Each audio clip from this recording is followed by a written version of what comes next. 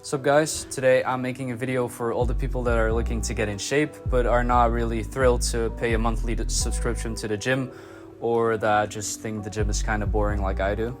Enter the world of calisthenics. Calisthenics is a form of exercise that utilizes bodyweight movements to develop strength, flexibility, and overall fitness. The workouts can be done virtually anywhere, making them a convenient and accessible way to improve your physical health.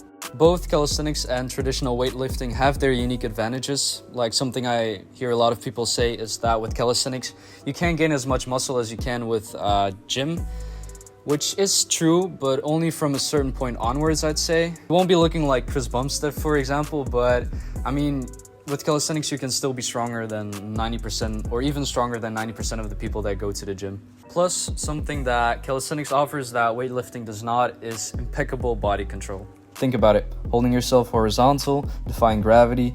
That also translates to heightened coordinations, improved balance, and a deepened sense of body awareness. Alright, now that I've introduced calisthenics, let's get into the strategic approach and how I started transforming my body.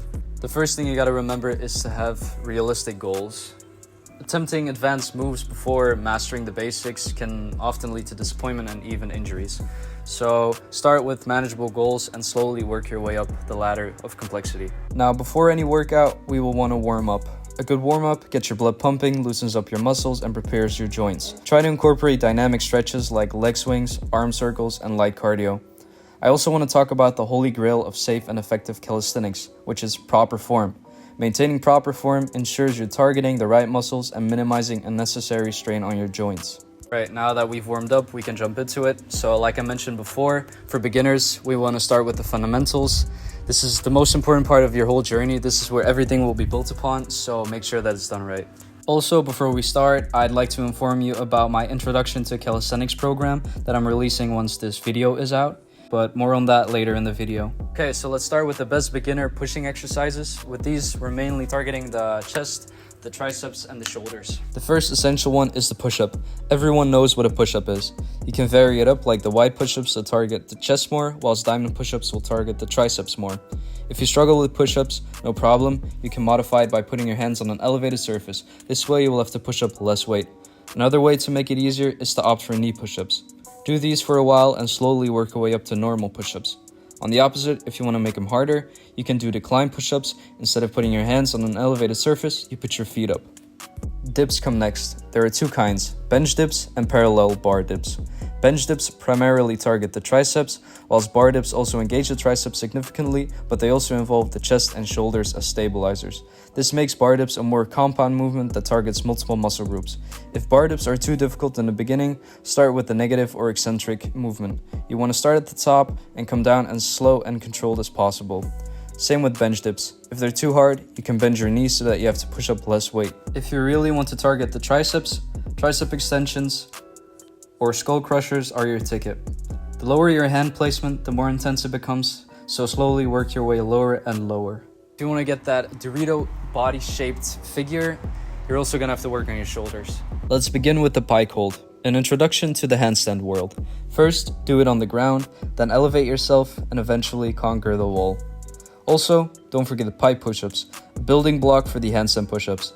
Same as the Pike Hold, begin grounded, progress to elevation, and end against the wall. While the freestanding handstand is impressive, the foundation is where it all begins. After you got those exercises down, you can start to learn the technique behind the freestanding handstand, but I'm not going to dive into that in this video. Next up, we have the best pulling exercises that will build the foundation for more advanced skills like the muscle up and front lever. First, we got the pull-up. I don't want to see any of those half-ass pull-ups. No, you're looking for full range of motion on every rep. Variations of the pull-up are wide grip, which will target more of the lateral aspect of the lats, whilst closed grip will put the emphasis more towards the center of the back, hitting the central part of the lats and lower traps. It will also increase bicep involvement due to the narrower hand placement. Another variation is the chin-up, which puts a strong emphasis on the biceps due to the supinated grip. If the normal pull-up is too hard in the beginning, we take a step back with the Australian pull-ups. But even if you are already able to do pull-ups, still do not exclude these because they will still work wonders on your lats and upper back. The lower you go, the harder they will become. And lastly, if you really want to focus on the biceps, you should do bicep curls. Make sure to really curl instead of pulling yourself towards the bar. If you're feeling a burn in your back instead of your biceps, you're doing it incorrectly. Now, the last part of your upper body I want to talk about is your core. A good goal for beginners is being able to hold an L-sit. Start with knee raises, have your arms fully locked out and your core engaged at all times. Perform controlled movements to avoid swinging and cheating yourself. As they get easier, you can move on by gradually extending your legs more and more. Another good exercise is the tuck L-sit hold.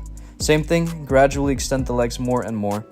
If these exercises are too hard in the beginning, start with laying leg raises or hollow holds to first build that basic core strength required. Calisthenics also offers good leg exercises that will help you build strength, muscle, and stability in your lower body.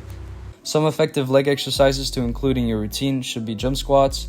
These will train your quadriceps, hamstrings, and glutes. Another one is box jumps. It is a plyometric exercise that builds up explosive leg power. You can start with a low box and gradually increase the height as you become more proficient. Calf raises will target the calf muscles and can be done on a flat surface or on an elevated surface for a greater range of motion. Another one is wall sit. It is an isometric exercise which works your quadriceps and also builds endurance. And lastly, you can also work your way up to doing pistol squats. It's an advanced bodyweight squat variation that targets one leg at a time and engages your entire lower body. Build up to it through exercises like box step-ups, negative pistol squats, and also assisted pistol squats where you lean against a wall or a pole to make it easier. The last thing that I want to mention has to do with progressive overload. This is really what separates the gym from calisthenics. When you're in the gym and the weights are starting to feel a little light, what do? You just add more weights onto the bar or you do more reps. Meanwhile, in calisthenics, the answer is not as easy. Once you've mastered the basics, you'll need to progress to more challenging variations of exercises, or you could add resistance with a weighted vest, for example, or a resistance band. Or you can move on to harder skills because you've already conquered the handstand or the handstand push-ups or the L-sit. That is, for me at least, the best thing about calisthenics. It feels like there are just endless possibilities and ways you can progress and become better and stronger, whilst the gym gives you just one way, and that is by adding more weights. Those were all the foundational exercises that I wanted to talk about. Now we can talk about structuring a calisthenics workout routine. There are two common routines that you can do, or a full body or a split routine. In a full body routine, you engage multiple muscle groups in one workout session, which is great for beginners and people that would like to maximize efficiency. A split routine, on the other hand, divides workouts into muscle groups or movement patterns. Common split routines are like upper body, lower body, push, pull, or specific muscle groups like chest and triceps, back and biceps, or legs. This approach is more suitable for the people that want to focus on specific muscle groups or want to add variety to their routine. Now, making a routine can be quite challenging, especially for beginners, and that is why I've crafted an 8-week workout program designed to guide you every step of the way towards building a strong foundation in calisthenics. With this program, you won't need to worry about the complexities of creating your own routine. As I said before, you will get instructions of over 70 beginner exercises along with videos of me performing them. After the 8 weeks, I promise you that you will have built a solid foundation with the correct form on every exercise. If you're hesitant about buying it, you can first try out my 1-week free workout program to experience my approach. I will leave a link in the description if you'd like to check it out. There you have it, a compact guide on how to begin your calisthenics journey. If this video helped and you enjoyed it, please leave a like and a comment down below and subscribe as well. Then I'll see you in the next video. Goodbye.